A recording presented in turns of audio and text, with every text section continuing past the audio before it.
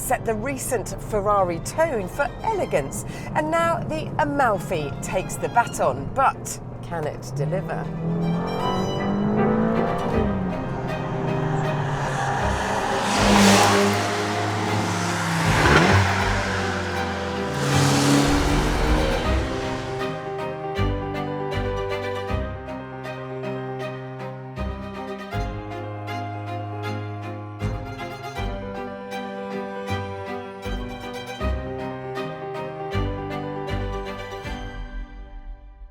Welcome to the Driver Reviews channel. I'm Vicki Butler-Henderson, and today we are looking at the bambino of Ferrari's current family. It is the Amalfi, a coupe replacement for the Roma. Its shape is a little bit more slippery, its V8 a little more powerful, and it costs a whisker more as well. Prices start at just over £200,000.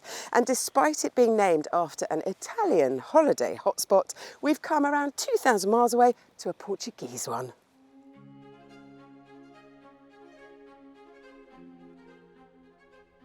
It is a tiny bit longer than the Roma, which is still one of the prettiest things to grace our roads thanks to its sharp nose and its taut rear. This one is different enough to warrant its different name, most notably at the front. Now, hands up, I do not have the talent to design a car, but I can't help thinking that it might look a little bit better without this protruding chin. Do you agree with me, or do you agree with the Ferrari designers? Let us know in the comments section. Whilst our eyes are drawn to this lower section, the sensor does look a little bit chunky too, and it's almost bigger than the actual headlights. These lights, well, they are so slim, I have seen bigger eyes on a mouse. They are full matrix LED though, which are designed not to dazzle oncomers. And if you want even fancier lights, then go for the active matrix LED option at almost £3,500. The long sculpted bonnet helps give the car some wonderful proportions, but, and I need to hold my hand up again and reiterate that I have no credentials in car design, but I think a clamshell bonnet would have been a better bet because it would have got rid of all these lines. Its big brother, the flagship V12 powered GT, the 12 Cylindri, has one. And we've got a full review of that car with special guest Tyre Dial coming soon. So make sure you're subscribed. Back to this entry-level model, and the Amalfi's rear end has lost some of the Roma's aggression. And even that big diffuser somehow looks a little less intimidating.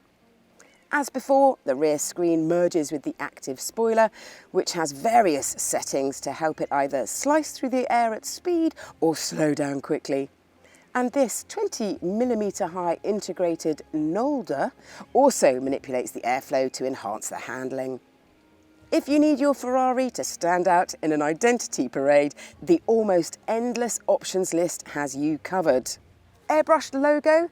Almost £9,000. Matte black finish? Well, that'll be just over £27,000. And if you want even more, there is the highly bespoke, tailor-made department. Now, the boot is a very important part of a GT car because it has to take your weekend luggage. And in here, there is 1 litre more than before. 273 in there, which is the same as a VW Golf hybrid. The rear seats will fold for more space, and although the opening might look compact and bijou, you can thread in a couple of carry-on plane bags. The Amalfi sits on a set of 20-inch alloys, which are some of the most interestingly designed alloys I've seen in a long time. And typically they are surrounded at the front by 245/35R20 tyres, and at the rear it is 285/35R20. Ferrari also offers a Michelin option in these sizes as a factory fitment, complete with the Ferrari-specific sidewall marking, indicating that the tyre has been developed in collaboration with Ferrari for this model.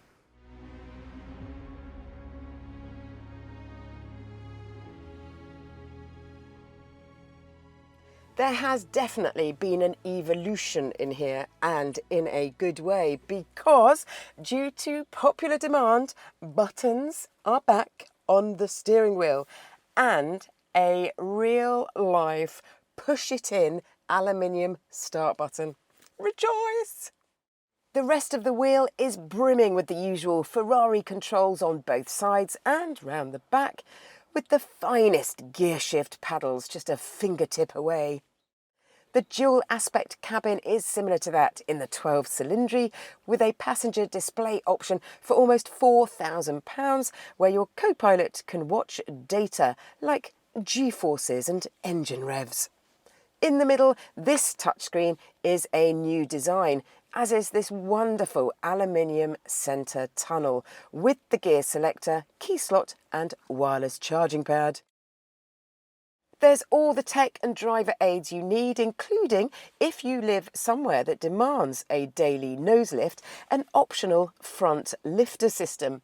Now this raises the snout by 40mm up to 22 miles per hour. These seats up front are beautifully sculpted, seriously comfortable, and these have the massage option. There is, however, barely any room for anything behind you. Now, Ferrari calls this car a 2+. It doesn't even call this car a 2+2. However, there are fixings for an Isofix child seat in the back. But as a mummy, I would say that there's just about enough room for a booster seat or two in there and not a full-size Isofix system for a very young child. Helping to make the whole cabin a special place to spend time is the wonderful mix of materials that are all brought together by contrasting stitching. And it smells lovely in here.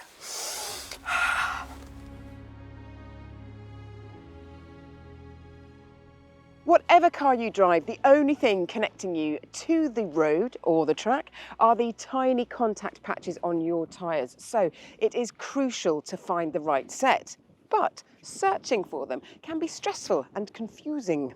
If you need help choosing new tyres for your car, then go to DriverReviews.com, where you will see thousands of reviews of all the top brands written by drivers just like you.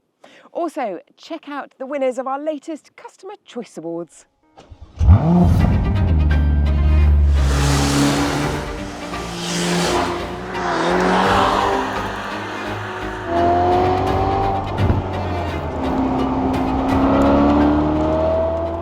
Before you settle down and watch more, please press like and subscribe so that you're notified each time we post something new.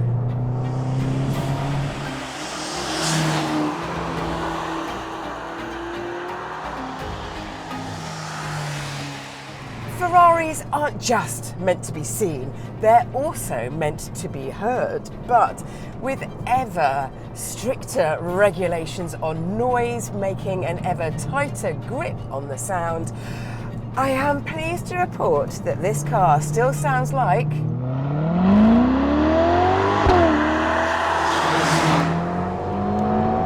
a Ferrari.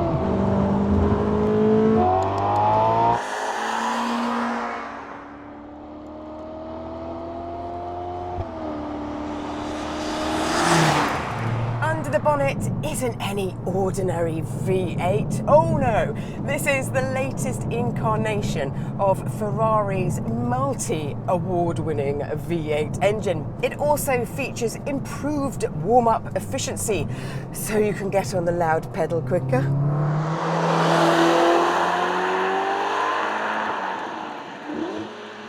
It has the latest turbocharging technology as used in some of the other models, which means there is close to zero turbo lag, and that means that there is power every time you press that throttle.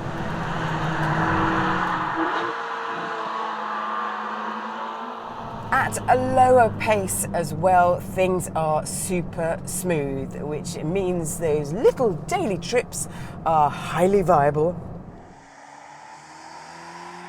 Mated to the 3.9 litre twin-turbo 640 horsepower engine is an 8-speed dual-clutch transmission, and this is the key to unlocking the performance. 0 to 62 miles an hour?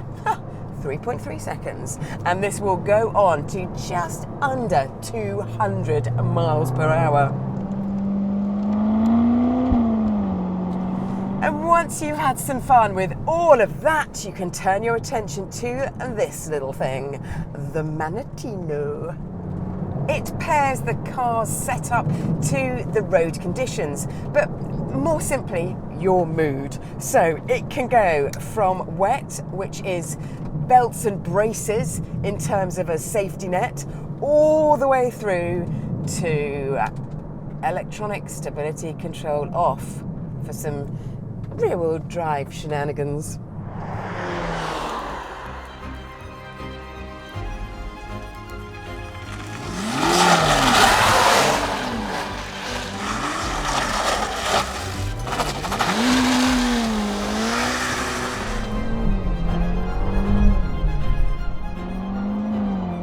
There's an array of electronic steering, braking and handling wizardry that is working away unseen and often unfelt, with wonderful names like Slide Slip Control 6.1, which does what it says on the tin, and there's SCME FRS, which is shorthand for Ferrari's Manettino Dial dampers, and they are rather magical in keeping the car stable through quick turns. The car also has two other functions which illustrate the breadth of this car's abilities. One is pressing this button, the Manettino, for bumpy roads. It smooths out all the rough stuff that you want to glide over. And there's this, launch control.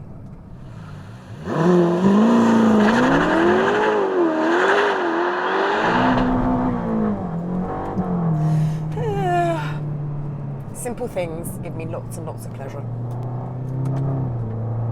But it's not simple, actually.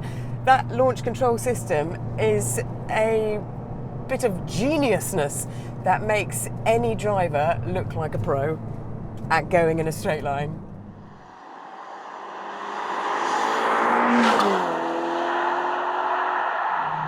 Helping the car slow down and come to a smooth stop is the latest brake-by-wire setup, and it is really good.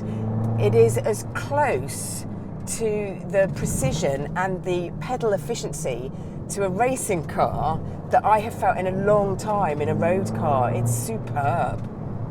And there's a set of high-performing carbon ceramic brakes which come as standard. These can be multi-thousand-pound options elsewhere. There's such a lovely combination of the brakes working, the gears being so quick and sharp, and then the throttle response pulling you out of corners. It's like a proper team working so well together. Everything's coordinated, and you are merely the conductor at the wheel.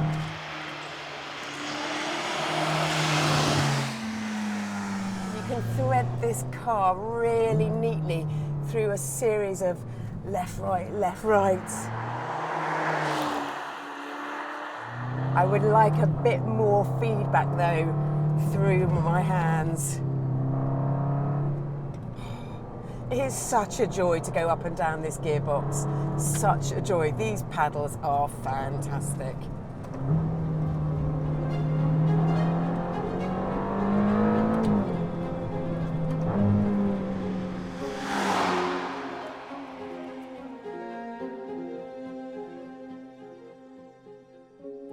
Competing for your attention in this market are the substantially quicker Porsche 911 Turbo S and substantially cheaper but strict two-seater Aston Martin Vantage.